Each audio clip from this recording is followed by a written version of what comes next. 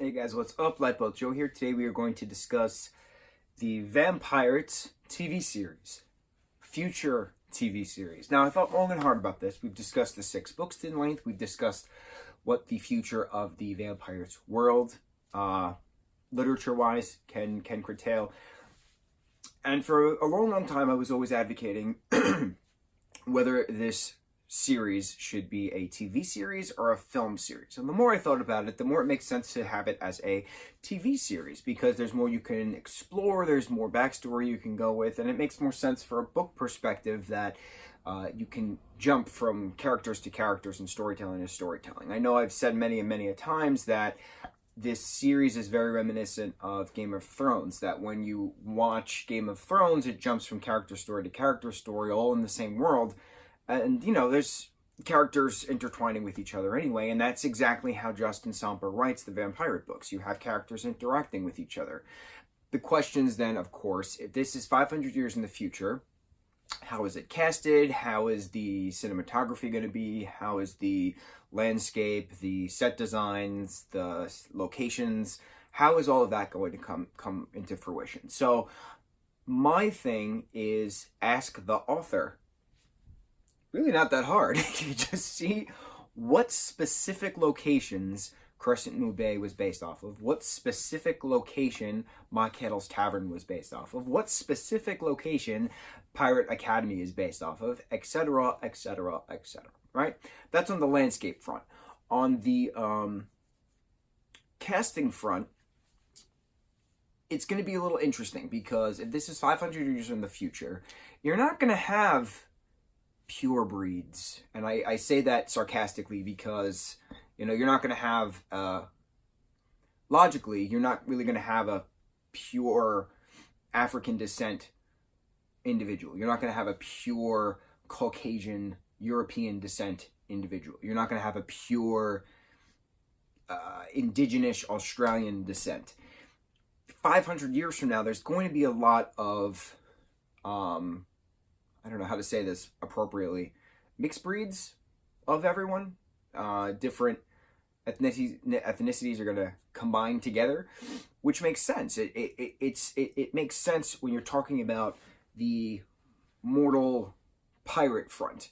When you're talking about the vampirate nocturnal front, then I can see why your purebloods are going to be into effect. You know, you have certain characters described as having lily white skin, right? Darcy Flossbed, for instance. Very, very pure white skin. And she's been around, she's a vampire. So it makes sense from when she turned supernatural-wise to have her as one specific ethnicity. Conda and Grace Tempest has been described, you know, blondish, tan-skinned, green eyes here and there.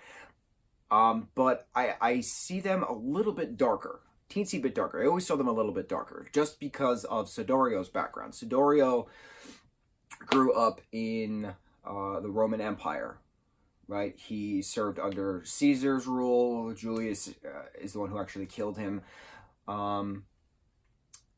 Yes, he's described as a Caucasian character, but thinking about it logically, there's more to Sidorio's backstory that can actually prevail. So what if he came from, you know, some kind of Middle Eastern country along the Mediterranean Sea? Because the Roman Empire was massive. Roman Empire even went into India.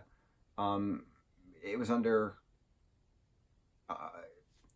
even into China. You know, that's Marco Polo going into China and swapping pasta for rice.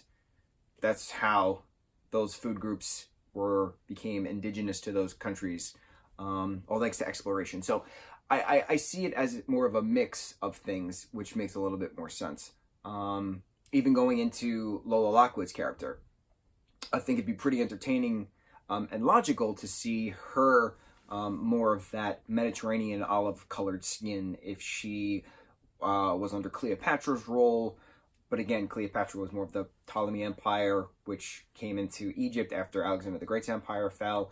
That's why Alexandria in Egypt is called Alexandria, because of the Greeks going into, which really the Macedonians going into Egypt. Lorcan Fury, though, is very pale, black-haired, blue eyes, very descriptive. Many, many times he's very, very descriptive. So that makes sense because he crossed over a very, very long time ago into a vampire. So we'll keep him in one skin tone. But then all of your secondary third characters, you know, anyone who's referenced as having almond eyes, Chang Li, Bo Yin, all of those characters, makes sense to keep them in a Asian, Southeast Asian descent, keeping up with the physical characteristics. Casting wise, you have all of your pirates and other vampires, though, that should be, again, if I'm thinking 500 years in the future and just how the progress of humanity is going to go, if the world is still intact, obviously from pollution, you should have different mixed race castings for these particular individuals. You should have Blasians, Black Asians, or Blarabs, Black Arabs. You should have those certain, how do I describe this? I love genealogy. It's pretty interesting when you see whose native blood can mix with another native blood and create another awesome genealogy. You know how there's certain people with like really, really like caramel color skin and it's just really bright, but they could be from South America. They could be from Syria. They could be from Puerto Rico. They could be from an island in Greece. That, I think, is really cool when there's no actual way of identifying that particular individual, male or female, because it's really hard to tell where their ethnicity comes from, because they're so uniform, but so mixed, but so specific at the same time. I think that's a really nice way to put it, that there's certain individuals where you just stare at them and you're like, where are your ancestors from? Like, you can't figure it out. And I think that's really cool. I think that's how casting should go. Going back to Grace and Connor, though, I think, again, they should be just a little bit more on the tanner side, whether it's that Mediterranean oliveness just because of Siddario's, backstory. Because their mother is pretty much just white. White skin, pale. That's what Justin kept saying Sally was. Green eyes, though, is going to be pretty hard to cast because not many people have green eyes. And the casting process for these twins is very important too, to be completely honest, because they're vampires. So they have to play the part of mortal and vampire. So I think it's important when going through casting-wise that you should pick people with a lot of martial arts backgrounds or a lot of gymnastics backgrounds or a lot of parkour tricking backgrounds, especially on the vampire front, because they're always depicted in the books as these very agilistic individuals who can do flips and jump from masts and be perfectly fine, etc., etc. So I think that's very important. I think you should cast people with that background, not so much train them after being cast.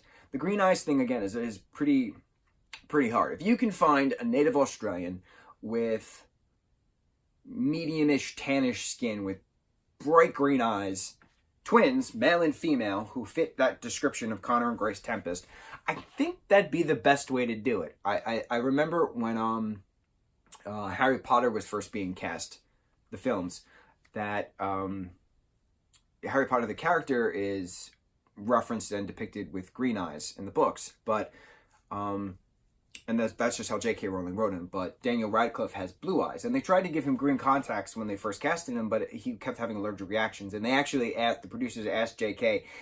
if it was okay if Harry could have blue eyes because Daniel couldn't actually keep the contacts in his eyes, and she said, yeah, that's fine. And it works, because every movie poster was just Daniel with his bright blue eyes, and everyone now knows Daniel Radcliffe as Harry Potter with blue eyes, and not so much how the character was actually written.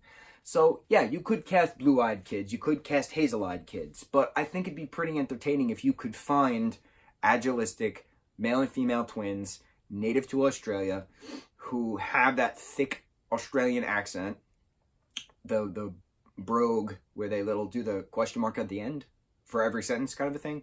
But yeah, green eyes and some form of martial arts or tricking is very important for those characters. I think it'd be pretty cool to see them have that background originally, so that way it's easier to go forward. That's why it was very important when Tyler Posey was casted as Scott McCall in Teen Wolf. He had that agility background. He had that martial arts kickflip, skating, and then, backflipping he had that background. Taylor Lautner too. Anytime Taylor Lautner is cast in one of those parkour movies or a Twilight film or anything he's done in the past, Shark Boy and Lava Girl, he had that martial arts experience going into the production of the things. So it wasn't that difficult telling him, hey, go jump off that ledge, do a backflip. And he'd be like, okay, and he would do it. That's what you got to find. You got to find these kids that can do these things prior to going into the production. Which shouldn't really be that hard. There's 7 billion people in the world, so... I mean, I don't know how many Australians there are, but whatever. So that's that. Filming location. Again, set design's should be pretty simple because the way that Justin writes is very specific. You know, Mahal's Tavern there's, you know, holes in the floor and like it's on a, you know, not a cliff. It's high up in the rafters above the ocean, and if you fall through, you can just fall to the sand and stuff like that. Pirate Academy's Rotunda Octopus Mosaic is very specific. He writes all these things. The glass cases above in the rotunda with the swords in it. It's fine. Pirate galleons are pirate galleons. But the key here is, because this is more of a future steampunk theme, again, having these different characters from the different ethnicity backgrounds coming together, mixed as one, you also got to think logically future-wise. So if this society is formed after the Big Flood, which it's referenced twice in the 6 books, the Big Flood, and this is the New World kind of a thing. So this is a post-apocalyptic series, to be completely honest. Technology's never referenced. There's no phones, no emails, no lights. There's always candles or fixtures, things like that. Candles that would light themselves. They would send messengers. They wouldn't send phone calls. There was no walkie-talkies, nothing like that. But this is future, and there's still doctors, and there's also healers. So you have a mix of science and supernatural. You have a mix of the physical and the metaphysical together, physics and metaphysics.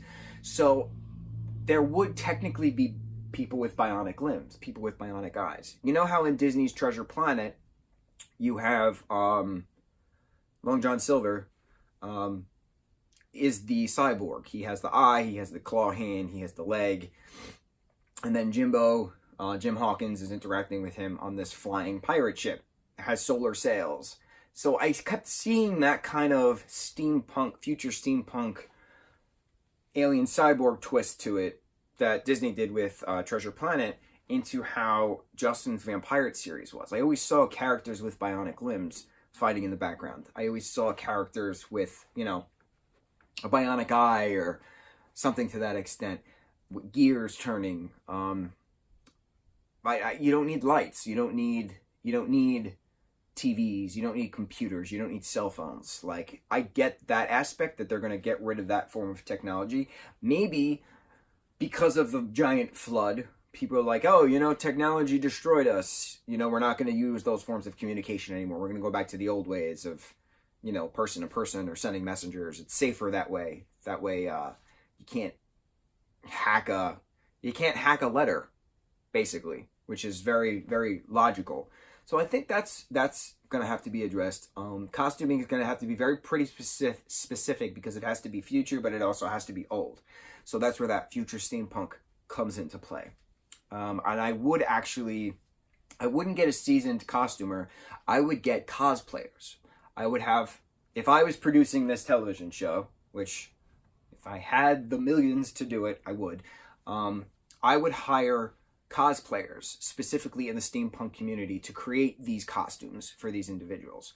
I would hire cosplayers to make the props for said endeavors. Swords, belts, Cheng Li's katana blades, stuff like that. Cosplayers and mock toy painters, Lego mock people, they all know how to actually tweak and perfect the product that's been mass-produced, which is very smart. So I would hire the people rather than the professional, quote-unquote, because the people actually know how to twist, manipulate to show perfection rather than the mass producer professional.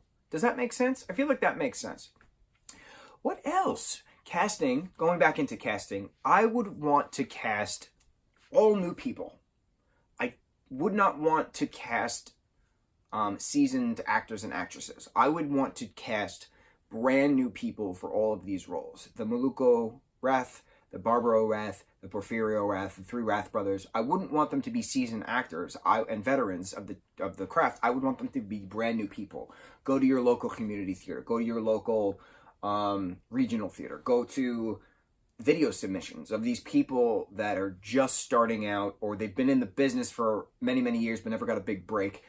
No-named people who have the talent. And an example of that is, I remember years and years ago, there was a TV show called Scream Queens, actually. Not Ryan Murphy's Scream Queens, but it was a reality competition called Scream Queens. And they were casting these different girls to see who would be the next victim of the sixth saw. The fifth saw, the sixth saw, one of those saws. And this girl won. I can't remember her name. Beautiful actress, very, very talented. She won, and she got a feature role as a saw victim in this particular film. Fifth or sixth, might have been the seventh, I don't remember. But she didn't have any background in acting. She was never in a TV show, she was never in a film, she was never in a commercial. All she did was send in an audition tape, and everyone kept asking, how is it that she's such a great actress? And she said, all I would do was I would watch movies, I would watch TV shows, and I would mimic. And I would do exactly what they would do, and then that's how I learned how to act, just by mimicking. And I thought that was the greatest way to do, the greatest thing to see. There's one episode of Victorious on Nickelodeon where Avon Jogia, his character Beck, is being asked what's acting. And he's like sitting like this on a stool, and he's like, acting is nothing but reacting. And I thought that's very important. That's a very important way to see that. Acting is nothing but reacting to a particular scene, situation, or endeavor. And I want to cast these particular newbies who can react, who can do what they need to do and cry when they need to cry, and do that build-up of emotion, and be dramatic when they need to be dramatic, and be comedic when they need to be comedic. They don't have to have credits from a TV show or a movie, or they don't have to have 17 million followers on Instagram. They'll get there. But a lot of people have a lot of raw talent that are not, what's the word I'm looking for? Who are not, referenced is not the word, reconciled is not the word. Does it start with an R? Respected? No. Who are not given the props that they deserve. There's a word for it. Recognition? Who are not given the due recognition that they deserve. That was the word I was trying to get. Oh my goodness. Can't get the words out today. Yeah. So that's how you properly cast, plan, hire, and execute this particular film series. Obviously, there's going to be CGI, but I would prefer a lot of it to be as practical as possible. Give me real pirate ships. We're a very expensive TV show. Very expensive TV show. Yeah. Just like how Pirates of the Caribbean did real pirate ships. I want real galleons on the sea. I want real sets in a school for Pirate Academy. Or film it at a castle. That makes more sense, film it at a castle, if it was a fort at some point. Or go to a fort and film it at a fort. Mount Kettle's Tavern is going to be pretty interesting to build. And then the lighthouse at Crescent Moon Bay. Just find an old lighthouse in a bay somewhere in Australia. We're good to go. Good to go. But it's very important with these actors and actresses being of a mixed background, ethnicity-wise, bringing that future steampunk aspect to it, bringing that the bionic limbs into it. And the martial arts is very important when it comes to casting these particular things. Martial arts, gymnastics, tricking, parkour, any of the physical flipping abilities, skating, very important when it comes to accurately oh my god, these words just won't come to my head right now.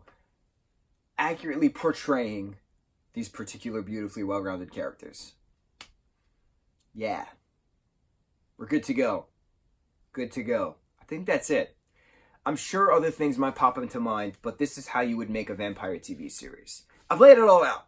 So people just need to buy it and do it.